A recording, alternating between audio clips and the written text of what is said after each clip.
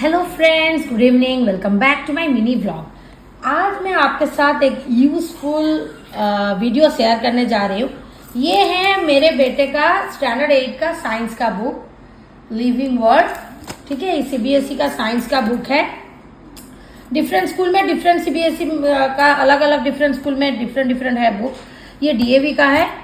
तो आप अगर हाउस वाइफ हो और आप अगर घर पे अपने बच्चों को पढ़ाना चाहते हो तो कैसे पढ़ाना चाहिए, मैं एक छोटा सा हिंट्स और टिप्स आपको ये वीडियो के थ्रू शेयर करना चाहूंगी।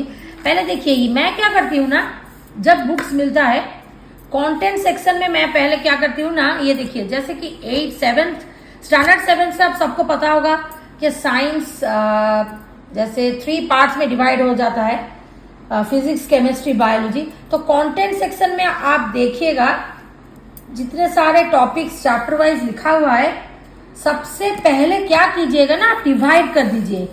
जैसे यहाँ पे इन लोग का सीरियल वाइज 20 चैप्टर्स है। इसमें से कौन कौन सा फिजिक्स का चैप्टर है, कौन कौन सा केमिस्ट्री का है, कौन कौन सा बायोलॉजी का है, पहले आप यहाँ डिवाइड कर लीजिए। जैसे कि मैंने यहाँ पे लिखा है, ये मेटल्स एंड नॉन मेटल्स, ये केमिस्ट्री का है। फर्स्ट चैप्टर तो सेल स्ट्रक्चर, ये बायोलॉजी का है। मैं पहले ऐसे डिवाइड कर लेती हूँ। उसके बाद ये जो यहाँ पे लिखा हुआ है ना, annual portion, half yearly portion, यहाँ पे जो लिखा हुआ है PA2, PA1, ये जब सिलेबस आता है उसके बाद मैं मार्किंग कर लेती हूँ सिलेबस देख के कंटेंट में। उसके बाद जैसे पहला ये चैप्टर है बायोलॉजी का, अगर यहाँ पे आप देखेंगे पहला चैप्टर सेल, यहाँ पे बायोलॉजी का ही है ये। तो बायोलॉजी चैप्टर हम अगर स्टार्ट करेंगे, घर पे अगर आप पढ़ा रहे हो तो एक चीज का जरूर ध्यान रखिए। आप अगर साइंस पढ़ाओगे तो साइंस का जो मेन पॉइंट है, ये तो कोई सोशल साइंस, हिस्ट्री, ज्योग्राफी का टॉपिक नहीं है कि आपको डिटेल में पूरा यहाँ से लेके यहाँ तक आपको लर्न करना पड़ेगा। साइंस में मेन बात है, आपको मेन जो डेफिनेशन और वर्ड है उसके ऊपर फोकस करना पड़ेगा। जैसे फर्स्ट पेज में सेल, ये देखिए सेल का डेफिनेशन फर्स्ट पेज में है। तो यहाँ आप क्या कर सकते हैं ना, यहाँ पे इसका डेफिनेशन लिखा है।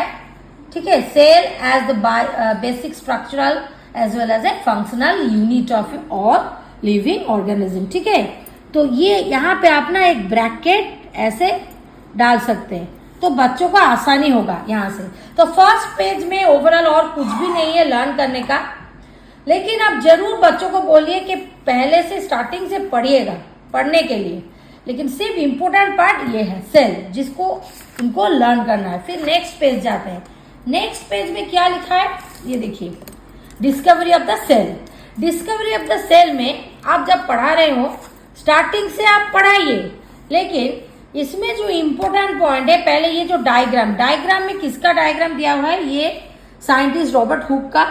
और यहाँ पे एक रॉबर्ट हुक का जो हॉनीकम स्ट्रक्चर ऑफ कॉर्क सेल, इसका डायग्राम है। तो इस पे ज्यादा एम्फासिस कीजिए। ठीक है, यहाँ पे लिखा है Robert Hooke was the first scientist who in 1665 observe this slices of cork through his self design microscope. ठीक है, ये है उनका जो माइक्रोस्कोप में जो विजिबल है हॉनीकम स्ट्रक्चर कॉर्क सेल्स का, ये साइंटिस्ट, ये है मेन पार्ट। तो इस पेज में डिस्कवरी ऑफ सेल में यही चीज सिर्फ लर्न करना होगा।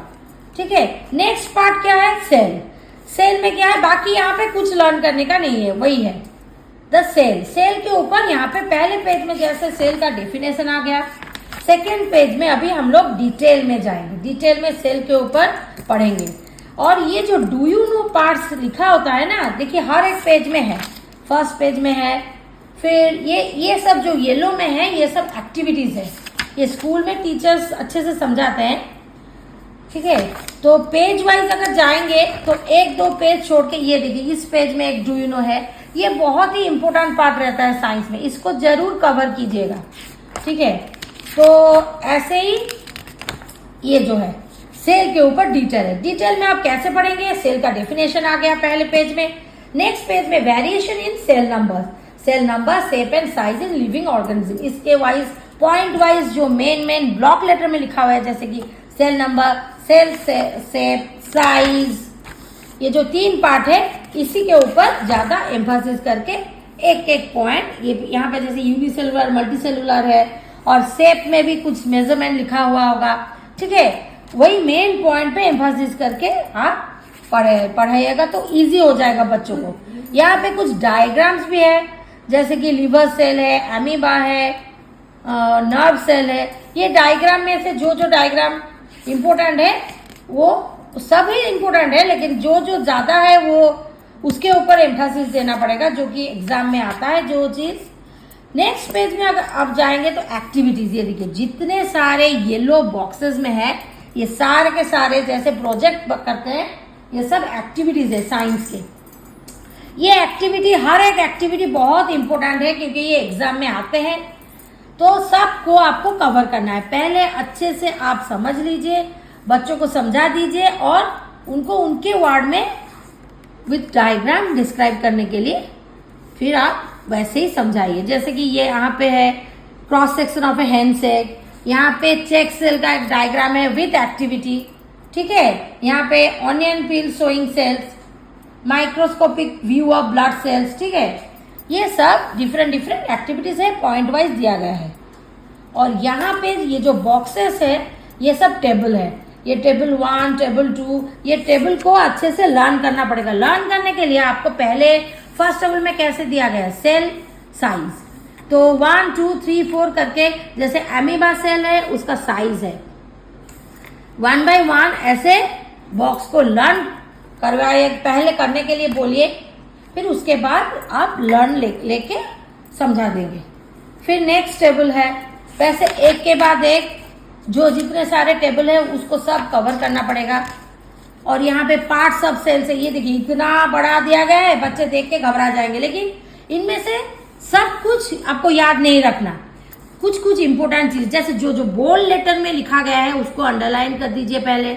जहाँ पे डेफिनेशन है उसको, जैसे सेल मेम्ब्रेन का यहाँ पे डेफिनेशन लिखा गया है, सेल वॉल का डेफिनेशन इज वेरी इंपॉर्टेंट। पहले डेफिनेशन लर्न करवाना पड़ेगा, उसके बाद उसके ऊपर डिटेल में, जैसे ये यहाँ पे सेल मेम्ब्रेन, साइटोप्लाज्म, न्यूक्लियस, और यहाँ पे जो है सेल ऑर्गेनल्स, इसके भी 4 पार्ट्स है। इसमें से जो इतना एक एक बड़े बड़े पैराग्राफ में दिया गया है ना, इसमें से जो जो इम्पोर्टेंट चीज है उसी को ही सिर्फ समझ के याद रखना है। जैसे यहाँ पे क्लोरोप्लास्ट, फिर फोटोसिंथेसिस, क्रोमोप्लास्ट, ल्यूकोप्लास्ट, ये सब क्या है जो बोल्ड लेटर में, ब्लैक बोल्ड लेटर में लिखा गया है, उसी को अच्छे से लर्न करना चाहिए। फिर इसके बाद सब ऐसे करके, ये देखिए ये एक इम्पोर्टेंट चीज है, जैसे comparison between plant cell and animal cell.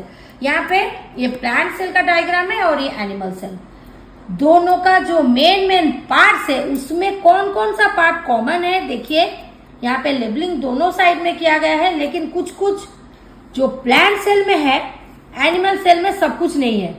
तो जो जो कॉमन पार्ट्स है between animal cell and plant cell, उसी को ज्यादा एम्फासिस देना पड़ेगा। जैसे Golgi complex, endoplasmic reticulum, nucleus, mitochondria, cell membrane, vacuoles, ये दोनों में कॉमन है, ठीक है। तो उसके बाद और एक टेबल यहाँ पे आ जाता है जिसमें कि difference between plant and animal cell है। ये टेबल सब 1 by 1 लर्न करना पड़ेगा। फिर एंड में जब चैप्टर एंड होता है साइंस में, आपको कीवर्ड्स देखने को मिलेगा, ठीक है। ये जो कीवर्ड्स है ये बहुत ही इंपॉर्टेंट है, इसको जरूर पढ़ना पड़ता है बच्चों को। डोंट मिस दिस कीवर्ड्स, ठीक है। ये जैसे सेल का कीवर्ड मतलब 1 सेंटेंस में एक तरीका का डेफिनेशन ही है ये कीवर्ड, ठीक है। एग्जाम में कैसे आता है ना, आइदर आपको ऐसे आएगा कि डिफाइन सेल, और या तो फिर ऐसे आएगा कि express in 1 word basic structural and functional unit of life is called what, ऐसे। तो आप वहां पे आंसर लिख दीजिएगा सेल। तो इसको जरूर करवाना पड़ता है बच्चों को। बाकी यू मस्ट नो जो पार्ट है इसको सिर्फ ओवरलुक करने से ही चलेगा।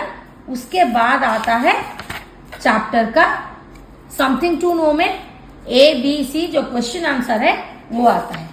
अगर एक बच्चा अच्छे से चैप्टर कवर कर लेता है तो क्वेश्चन आंसर को लिखने में बहुत इजी होता है। जैसे कि जितने बड़े क्लास होता है ना, आप अगर खुद से लिखेंगे तो अच्छा रहता है। लेकिन साइंस में एक बात बहुत ही जरूरी है आपको समझना चाहिए कि आप पर्टिकुलर वर्ड पे ज़्यादा एम्फेसिस दीजिएगा। आप अगर वो एग्जैक्ट वर्ड नहीं लिखेंगे, जैसे न्यूक्लियस है, वो जो पर्टिकुलर वर्ड है सेल है, सेल को सेल ना लिख के अलग कुछ अगर आपके अलग से कुछ लिखेंगे तो वो रॉन्ग हो जाएगा। साइंस में यही एक चीज़ है जो आपको ध्यान देना पड़ेगा। तो चलिए नेक्स्ट टाइम मैं आपको एसएसटी कैसे पढ़ाएंगे घर पे, हाउसवाइफ अगर है आप तो मैं वो दिखाऊंगी। अगर वीडियो अच्छा लगे तो एक लाइक कीजिए, चैनल में नए हो तो please subscribe to move shorts gallery. मिलते हैं और एक नए मिनी ब्लॉग में। Bye bye, good night.